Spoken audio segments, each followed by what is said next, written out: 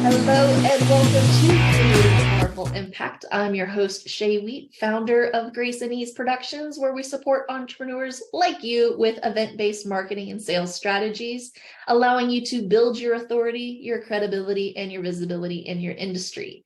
And today, I'm excited to introduce you to today's guest, Esther Avant. And I might have said that wrong, or put a little spin on it. Avant. You spiced it up a little bit. I'll take that. Avant. Oh, there we go. A little avant to it. So Esther is a health industry veteran with over 17 years of experience in fitness, nutrition, and wellness related roles. She's a certified sports nutritionist, a personal trainer, a wellness coach, and owner of EA Coaching. And EA Coaching actually provides holistic health and lifestyle coaching since 2015. Please help me welcome to the Creating Powerful Impact stage, Esther. What's up, Esther? Thank you so much. Thank you for that introduction. Thank you for having me. Right? I think, are you changing your name now to like have like a little zhuzh on the last bit? Yeah, some sort of like accent or like something. Yep. Right? Why not? Let's have fun with it. Exactly. Well, I'm excited.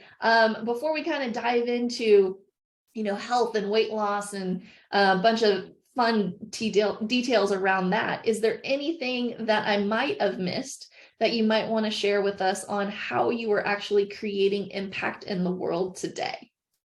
Yeah, I think that's a great question. And it's something that I think a lot about.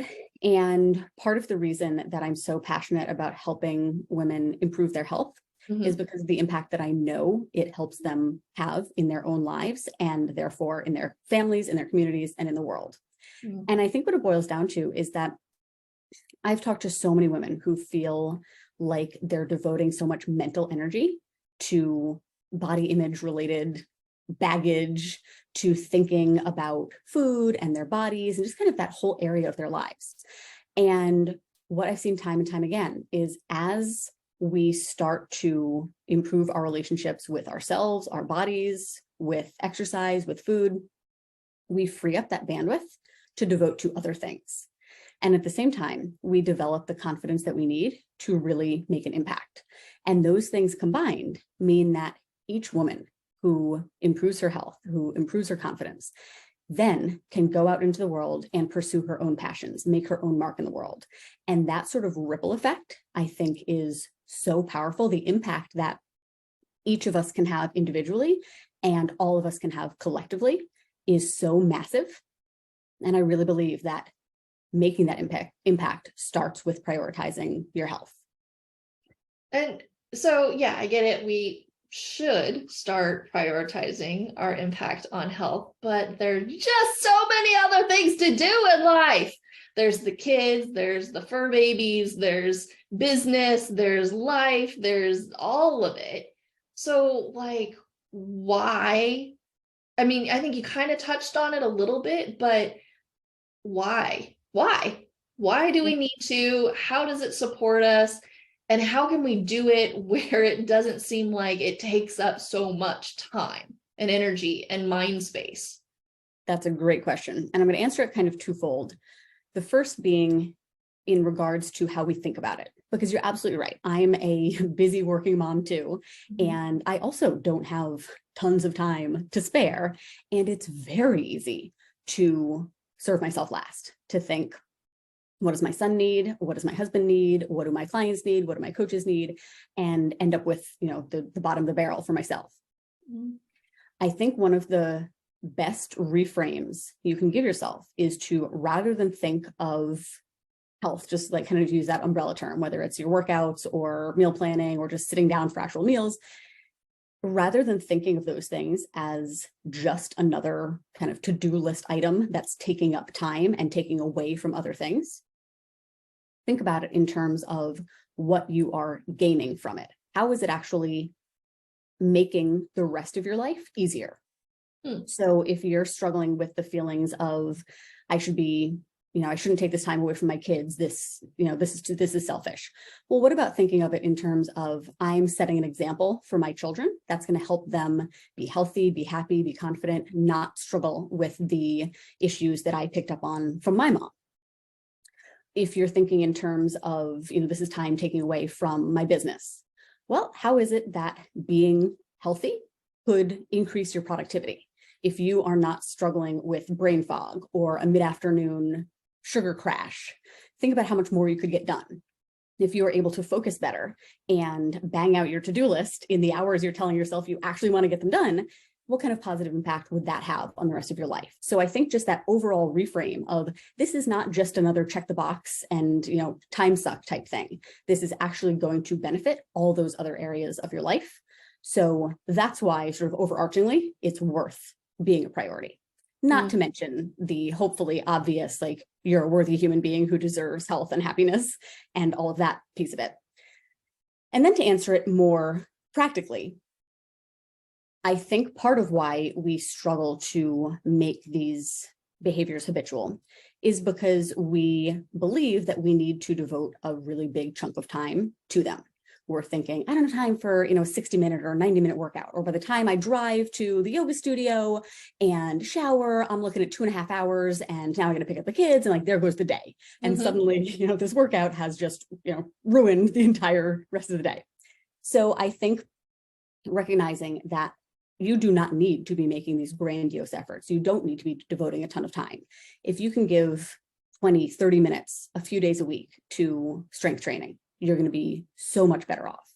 If you can start looking for opportunities to be active throughout the day, whether it's like the cliche parking at the far end of the parking lot, if it's walking around when you're at your kid's sports practice, kind of up and down the sidelines, if it's getting together with a friend for a walking date instead of happy hour, looking for those small pockets of opportunity to be more active.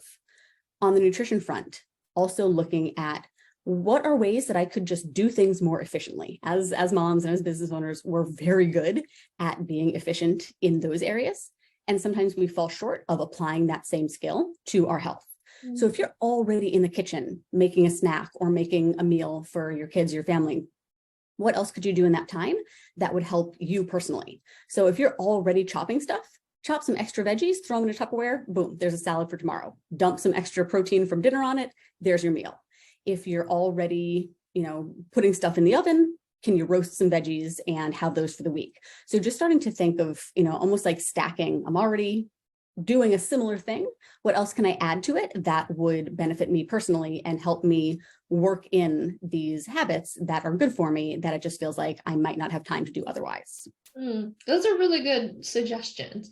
I would think, for our audience, maybe that's listening right now, it's like, okay, I get it. Those are definitely action steps that I can start taking, but I just don't think it's fun. How do you make it fun? Great question. So again, I think a couple of ways to look at that. The first one being, doesn't have to be fun. Think about all the things we do every day that aren't fun. Picking your kids up from school isn't fun. Brushing your teeth isn't fun. Writing, doing admin for your business, it's not fun. Some things we just do because we're grownups and we want the result of having done them. So you might not ever be a person who loves exercise and looks forward to it, but you do like when you can shop your own closet and you can button your pants. So you deal with the thing you don't like to get the thing you do like. So that's one piece of it, is maybe don't set that bar so high that you're like, unless I'm thrilled every second of this, it's not worth doing. And just sort of remind yourself that the outcome is what you really want. And sometimes the process just is. That said, you certainly don't need this to feel like drudgery. And it will be a lot easier to do consistently if you enjoy it. So one of the things that is so simple that I really enjoy doing is pairing something you do enjoy with the task that maybe you don't so much. So for me personally, one way I've done that is I've gotten myself into the routine of walking every day, but it's a relatively new habit the last couple of years. It just wasn't a thing that I did before. So when I was first getting into it, I would have, at the time, it was true crime podcasts that I would only listen to if I was walking. And because they always end on a cliffhanger and I'm eager to find out what happens, it was very easy for me to walk for however long an episode was, maybe go a little bit longer to finish an episode, to pick up the next day because I wanted to keep going. And that made it fun. And then I showed up enough times that then it just became a habit. So I don't necessarily need the podcast anymore to still do the thing. When you are thinking about meal prepping, how monotonous that can be, or, you feel like you're sequestered in the kitchen and you're away from everybody and you're missing out. What if you flip that around and thought, what is this? And how is this an opportunity for me to do something just for myself? Is there some bad reality show that my husband gives me a hard time for watching, and I just want to be left alone in some peace and quiet to watch the drama unfold? I'll do it while I'm meal prepping. Now I look forward to the show and the meal prepping gets done. Sometimes it's as simple as a playlist with music that you really look forward to. Mm-hmm. Or a lot of our clients will buy fun workout outfits that they just look forward to, the colors or the patterns. Any small thing can make it more fun. And I think that paired with, and also sometimes it just won't be, and that's okay too, is really the key to getting it done. Mm-hmm. That's true. Like I notice when we do crappy taco salad Tuesdays. And it's not crappy, but that just the word that ended up coming out, right? It's just a taco salad. But that's so funny. Right. And so, I turn on the music and like I'm dancing around and, rocking out, and, my fiance is just like, yep, there you go. But it's a way that makes it fun and engaging, because I'm not a big person that likes to cook. He cooks, but I do crappy taco salad Tuesday because that's fun for me, and I get to dance around and I know how to do it, and so on and so forth. But I love that cooking otherwise. I love it. Beautiful. So what would you say are like some of the overcoming some of the health myths out there? What would you say some of those things are? One of the big ones is just how confusing health has been made out to be. Mm. And a big part of why it's so hard to make it a priority and develop these habits in the first place is because we feel so overwhelmed and confused, and we don't want to do the wrong thing. Yeah. So we just kind of get stuck in like research mode. And we all know with the state of social media that when you're in research mode, you go down these rabbit holes and you're like, well, this influencer said this is bad, but this one said that that's bad. And you just end up so confused. So one of the biggest things is to recognize how that pattern keeps you stuck, and to just like kind of get some distance from it and remind yourself, I'm a smart human being. I do have some basic idea of what 1 or 2 steps in the right direction would be. I don't need to know everything, but I do know, I can identify that there are some areas of my current lifestyle that aren't supporting my goals. So why not just start there? You don't need to have it all planned out, but just taking that first step, just getting some momentum and some wins, and the confidence boost of seeing that the changes you're making do make a difference is huge. So most of us would benefit from eating more fruits and veggies. Most of us would benefit from eating more lean protein, from eating fewer processed and packaged foods, from drinking less alcohol, from being less reliant on caffeine, all of those things. So if you're feeling like you don't know where to start there, pick one of those things. So I think one of the biggest myths is that it's hard or it's time consuming, or, there's one right way. Mm-hmm. So at the end of the day, there's really just a handful of key behaviors that are going to give you the most bang for your buck. And when you focus on those, it feels so much less overwhelming and easier to then get started, see results, keep going. Mm-hmm. I think another myth I see, I'll kind of lump 2 together because I see them very often used similarly, is both age and hormones as being kind of these scapegoats of, well, I'm, 35 now, 40 now, 50 now, whatever. And it's just harder than it used to be. Or I think my hormones are out of whack. Nothing works for me. And I'm not saying that things don't change as we get older, or that hormones don't have an impact on things, because of course they do. But at the end of the day, it's very easy to focus on things that are out of our control and just almost feel like, well, it is what it is. Nothing I can do about it. And that's so disempowering. So I think clearing up the myth that your age or your hormones are going to prevent you from improving your health is just not true. There is so much that you can do. There are so many lifestyle factors that will help, reverse aging, that will help you, quote unquote, balance your hormones, that will help you get to a healthier and happier place. Mm-hmm. And that's what we really need to be focusing on. I love it. So now I want to kind of switch gears a little bit. right? So we've been talking about the health and the fitness and all of those things, but you know, a lot of people listening are entrepreneurs, right? They've got a lot of stuff going on, and you're an entrepreneur yourself, right? So you're growing your business, you're still supporting all of your clients. You have, you said a son, right? Mm-hmm. Yep, you've got a son and a husband and all of the things. So I would love to hear from you, like, how has it been for you to scale your business, continue to progress in your career, while still making yourself and your health a priority? And then, you know, pull back the curtain a little bit and tell us, like, what sucks, what doesn't work, and then also tell us, you know, like, what are you excited about and what next steps look like for you in your business. Okay, you may have to remind me of the end part of that. So absolutely, finding balance has been a struggle for me, like it is for anybody else. Yeah. I think one of the slight differences is that the thing that tended to come last was my relationship with my husband rather than my health. And I think that goes for anybody, is like, we all have the things that come more easily to us. Mm-hmm. So for me, I've just been working out and eating well for so long. It's just ingrained. It's just part of what I do. Mm-hmm. I've been doing that stuff a lot longer than I've been married or been a mom. So for me, balancing self, health, relationship, motherhood, business, that's kind of where things took a hit. And that's where I needed to step back and recognize, okay, I need to shift some things around. This I can't keep. I think the issue is that the same aspect of your life can't keep coming in last for a long period of time. Mm-hmm. There's really no balance where everything is split evenly into, you know, 20% here, 20% there, but more so as the different factors in your life are fluctuating. Are you adjusting accordingly? Sometimes work needs more, sometimes family needs more, sometimes you need more, and are you able to shift gears as needed?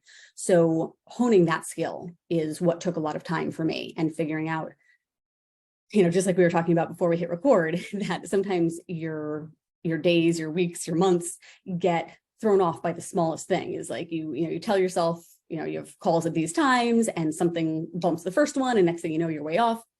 So learning how to manage my schedule and not just let work monopolize all of the waking hours was a big one for me. And like I said, I think also shifting expectations of knowing, okay, my workouts aren't going to be more than 30 minutes. When I am doing mom stuff, I am not also on my phone trying to check my email and do work stuff, really focusing rather than being too focused on the quantity of time that things are getting, more so the quality. So if I'm seeing my son for an hour or two between daycare and bed, is that really high quality bonding time for us? Or am I physically present but mentally elsewhere? Mm-hmm. So I think that was big, is when I did get control of my schedule, I still, you know, my brain was still in work mode. So working on kind of connecting those two things. When I'm here physically, I am also here mentally, has helped a ton. And I would say with that, it's still a work in progress. Like you mentioned, you might have mentioned, I can't remember, we're a military family. We're in the middle of a move from Germany to California. We're really kind of out of routine. We're not going to have a stable place to live for several months. And knowing that anytime we go through a transition, and even if you're not going through a major one like this, just kids going to school, being home from school, all those, you know, seemingly small changes in your schedule can be really disruptive. So that's one of the things that I am working on, giving myself grace and navigating those transitions, knowing it's going to be an adjustment. There is going to be a period of time where you just feel like things are all off, that you're not working enough, that you're not present enough, all the things.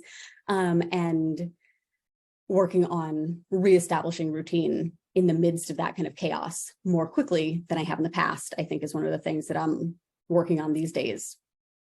As far as the business goes, one of the things I'm very excited about for this year is writing a book. It's something that had been on my kind of like adult life list for a really long time. And I told myself all probably the usual stories of, I don't know enough, or I don't know what I would write about, or, you know, the time's not right, that sort of thing. And then just sort of realized those are all excuses. I hear them all the time from other people. And if this is something that I want to do, the time is never going to feel right. I should just decide I'm going to do it and then get myself the support that I need to get it done. So I'm going to a retreat in a couple of weeks to kick off a year-long mentorship to help edit my first draft, get it published, all that stuff. So I'm really excited about that and being able to call myself an author and having a way to introduce new women to the work that we do and how it's different from so much that's out there. So that's one of the big things. And then obviously hoping that that will bring more clients our way and help grow the business as well. I'd say that's the big one. And then, like I said, with this big transition we're in, just trying to sort of maintain what we've been doing and not pile too much on my plate while, as I was talking about earlier, while my home life is demanding more of my bandwidth to give myself the opportunity to do that and let the business kind of do what it's doing. And then as I'm able to then reshift priorities. I love it. That's exciting. Lots of things on the horizon, a move, a new book, still continuing to grow and scale. I mean, books are a great way to get the word out about what it is that you do and how you support people. So I'm very, very excited for you. Thank you so much for sharing. We'll have to be on the lookout for it when it does come out. But for the time being, like one, the time has flown by. Two, if people wanted to stay connected with you, how do they do that? And do you happen to have a gift for our audience today? I do have a gift for you guys. Thank you for asking. So I have a free quiz. It's estheravant.com/quiz. The link will be in the show notes. And it is to help you get off the weight loss roller coaster and help you pinpoint the one area that has been sort of your hang up thus far. In my almost 20 years of coaching, I realized that it really does kind of distill down to 3 main areas. And this quick quiz, you'll be in and out in under a minute, will help you see your biggest area of opportunity. And then I'm going to give you some resources to help you actually take action in that area. So I'd love if you check that out. I also have a podcast called Live Diet Free, and we dive into all of health, exercise, nutrition, lifestyle, mindset. I've had some amazing guests. We do client spotlights. I review self-help books for you that you were like, I'd like to know what it's about, but I don't want to read that. I distill it down to the cliff notes for you. So that's one of my favorite things that I do in the business. And then you can find me on Facebook and Instagram as well. Oh, that's so fun. Okay, so definitely make sure that you check out the link in the show notes, go check out her podcast. And then as we start to wrap up here, what would you say is, a takeaway or a memorable note that you want to leave our audience with? I think the main thing I want to remind you is that you are worthy and deserving of health, happiness, and confidence, and you can take action right now. It doesn't matter how old you are, how deep a hole you feel like you've dug yourself into, you can start today. And the simplest way to do it is just pick one thing and focus on that. It doesn't matter what it is. You just want to work on rebuilding your self-trust, on reworking your self-image to see yourself as a fit and healthy person. And taking action, regardless of how motivated you feel, is the number one way to do that. So start today, do not give up, and you'll be amazed by what you can accomplish. Yes, brilliant, brilliant. Thank you, thank you. Thank you so much for joining us.